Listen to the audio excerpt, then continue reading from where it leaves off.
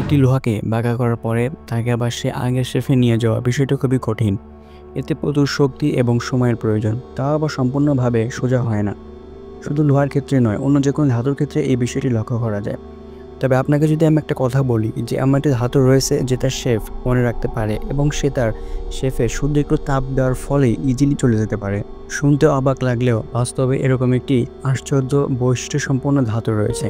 আর এই আশ্চর্য এবং ইউনিক বৈশিষ্ট্য সম্পন্ন ধাতুর নাম হচ্ছে নাইটিনল। আর এই নাইটিনলের আরেকটি বৈশিষ্ট্য হচ্ছে সুপার ইলাস্টিসিটি।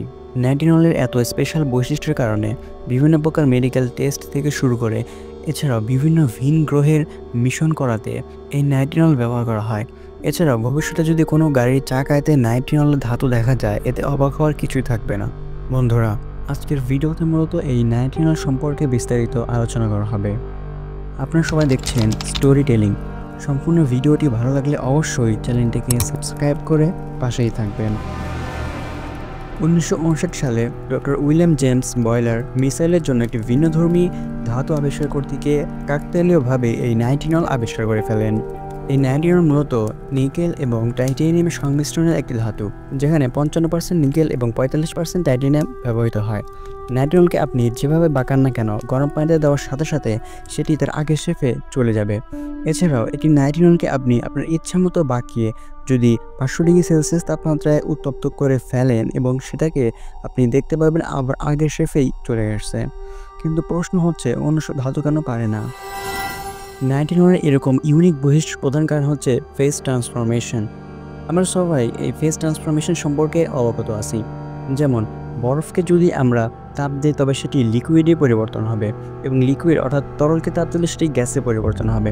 আর এটি হচ্ছে পানির তিনটি ফেজ ট্রান্সফরমেশন, অর্থাৎ কঠিন, তরল এবং বাষ্প। আর পানির এই ফেজগুলো কিন্তু দেখা যায় শুধুমাত্র তাপমাত্রার পরিবর্তনের উপর। এছাড়াও এই পানির এত ফেসের মূলতম কারণ হচ্ছে এদের কণাগুলোর মধ্যবর্তী দূরত্ব।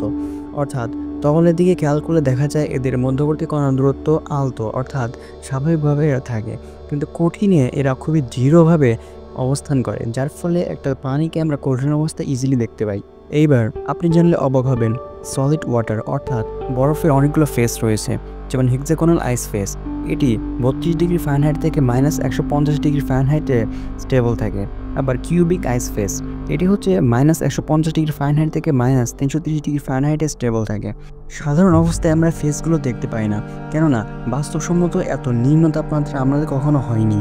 এই সলিড ওয়াটারের মতোই নাইটিনলে অনেকগুলো ফেস দেখা যায় কঠিন অবস্থায়, যেমন লো টেম্পারেচার ফেস বা মার্সেন্টেজ, এবং তাপমাত্রা বৃদ্ধি করলে দেখা যায় হাই টেম্পারেচার ফেস, যাকে বলে অস্টেনাইট। এখন আপনি একটি নাইট্রিনলকে যে কোনো শেফে রেখে যদি 500 ডিগ্রি সেলসিয়াস তাপমাত্রায় উত্তপ্ত করেন, তবে সেটা চলে যাবে অস্টেনসাইটে, অর্থাৎ হাই টেম্পারেচার ফেস।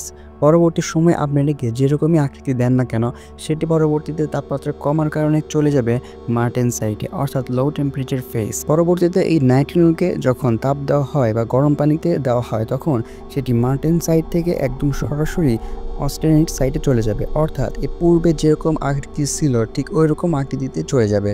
এইভাবেই মূলত নাইট্রিনল তার শেপ মেমোরিতে ধরে রাখে। এবার অন্য কোনো ধাতু যেমন তামাকে যদি আমরা একটু বাঁকাই, তবে এই ধাতব অণুগুলোর বন্ধন ভেঙে যাবে।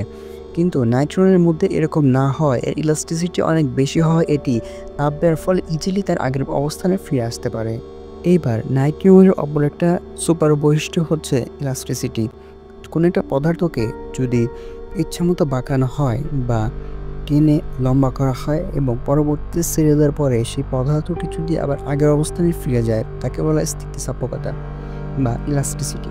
ঠিক এই বৈশিষ্ট্য রয়েছে নাইট্রিনলের মধ্যে। আমাদের আশেপাশে প্রায় প্রত্যেকটা বস্তুর মধ্যে ইলাস্টিসিটি বিদ্যমান। যেমন তামাকে একটু বাঁকালেই সেটা আগের অবস্থায় ফিরে যায় না, কিন্তু এই নাইট্রিনলকে একদম বাঁকিয়ে ফেললেও সেটি তার আগের শেফে ফিরে যেতে পারে। নাইট্রিনলের এরকম অদ্ভুত বৈশিষ্ট্যের জন্যও কিন্তু ফেজ ট্রান্সফরমেশন দায়ী। নাইট্রিনলের এরকম অদ্ভুত বৈশিষ্ট্যের জন্য কিন্তু দায়ী অস্টেনাইট ফেস। কেননা অস্টেনাইট ফেসকে মূলত কক্ষ তাপমাত্রা অর্থাৎ 20 থেকে 25 ডিগ্রি সেলসিয়াস তাপমাত্রায় আনা হয়। পরবর্তী দিকে তাপ দেওয়ার ফলে মার্টেনসাইট রূপান্তর করলে মার্টেনসাইটকে তাপমাত্রা না দিলেও পরবর্তী সেটি ইজিলি অস্টেনসাইটে ফিরে আসে, অর্থাৎ তার আগের অবস্থা। যেহেতু অস্টেনসাইটকে কক্ষ তাপমাত্রায় নেওয়া হয়েছিল, তাই মার্টেনসাইটকে আর তাপ দিতে হয় না। এই কক্ষ তাপমাত্রায় যেহেতু এটি ইজিলি তার আগের শেফে চলে আসে, এত সুন্দর বৈশিষ্ট্যের কারণে নাইট্রিনলকে মূলত কিছু ফ্রেমে ইউজ করা হয়, স্পেশালি চশমার ফ্রেমে। এছাড়াও হার্টের সমস্যা হলে হার্টে রিং পাওয়ানোর বিষয়টা সম্পর্কে আমরা সবাই অবগত।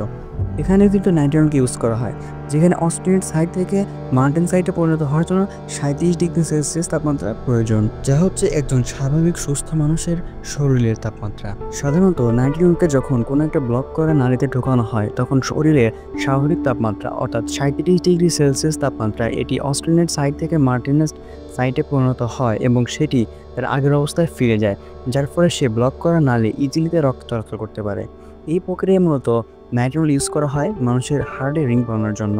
এছাড়াও এই নাইট্রনল তখন সুপার ইলাস্টিসিটি বৈশিষ্ট্য প্রদর্শন করে, যার ফলে এটাকে অনেক দুমড়ানো মুচড়ানোর ফলেও কিছুই হয় না। আর নাইট্রনল যেহেতু উচ্চ তাপমাত্রায় তার শেফ মনে রাখতে পারে, তাই ভবিষ্যতে কোনো কলকবজা বা রিমোট কন্ট্রোল পদ্ধতি ছাড়াই কোনো একটা যন্ত্রকে যদি এরকম বাঁকা হয়ে যেতে দেখা যায়, এতে অবাক হওয়ার কিছুই থাকবে না। এটি একটি মোটর, যা হয়তো পৃথিবীর সবচেয়ে সিম্পলেস্ট টেকনোলজিতে তৈরি করা হয়েছে, যেখানে দুটি বস্তুর মধ্যবর্তী দেওয়া হয়েছে একটি নাইট্রনল। যখন নাইট্রনলকে গরম পানির মধ্যে দিয়ে প্রবাহিত করা হয় তখন এটি তার আগের শেপে চলে যেতে চায়, যার ফলে এই মোটরটি সচল হয়ে ওঠে। এই সিম্পলেস্ট পদ্ধতি ইউজ করার মাধ্যমে কিন্তু সহজেই বিদ্যুৎ উৎপন্ন করা পসিবল। যেমন সানলাইটের ফলে সাগরের বা নদীর পানি যখন গরম হবে, সেখান থেকে যদি এই পদ্ধতি ইউজ করা হয়, অথবা সাগরের উপর এবং নিচের পানির যে তাপমাত্রার পার্থক্য সেটাকে ইউজ করার মাধ্যমে এবং নাইট্রনলের সহায়তায় কিন্তু ইজিলি বিদ্যুৎ তৈরি করা পসিবল। ভিন গ্রহে কোনো একটা রোবট পাঠানোর ক্ষেত্রে অনেকগুলো বিষয় কিন্তু মাথায় রাখতে হয়, যেমন যে রোবটটিকে পাঠানো হবে তার ওজন, যে গ্রহে পাঠানো হবে সেই গ্রহের সাথে উক্ত রোবটটি সামঞ্জস্য করে নিতে পারবে কিনা, এই বিষয়গুলো কিন্তু অবশ্যই মাথায় রাখতে হবে।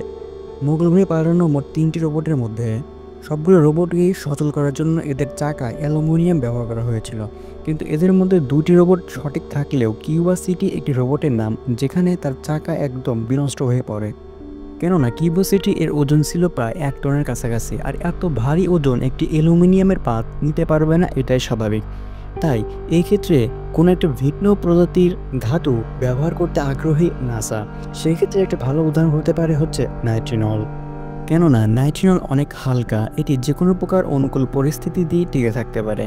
এই জন্য নাসা মূলত নাইট্রনলের চাকা আবিষ্কার করে ফেলেছে এবং তারা এইটি নিয়ে অনেক পরীক্ষা নিরীক্ষা করছে। ভবিষ্যতে হয়তো মঙ্গল গ্রহের বিভিন্ন মিশনে এই নাইট্রনলের চাকা আমরা দেখতে পারবো। এমনকি আমাদের দৈনন্দিন জীবনে ব্যবহৃত গাড়ির ক্ষেত্রেও আমরা নাইট্রনল দেখতে পারি, তবে সেতে অনেক সময় লাগবে, কেননা নাইট্রনলে এখনও অনেক প্রযুক্তিগত উন্নয়ন করা বাকি। এছাড়াও এটি অনেক বেশি দামি, যা আমাদের জন্য অনেক এক্সপেন্সিভ হয়ে যাবে। এখানে একটা কথা বলে রাখা ভালো, মঙ্গল গ্রহের বিভিন্ন অভিযানে টায়ারের চাকা ব্যবহার করা হয় না, কেননা মঙ্গল গ্রহের তাপমাত্রা স্বাভাবিকভাবে -60 এবং শীতকালীন সময় -125। এই সময় টায়ারের চাকা ব্যবহার করলে তা সম্পূর্ণরূপে কাচের মতো আচরণ করবে, যা একটু ব্যতিক্রমে ভেঙে যাবে। যাই হোক, আপনি অ্যামাজন থেকে চাইলে নাইট্রনল ক্রয় করতে পারবেন খুবই সহজে।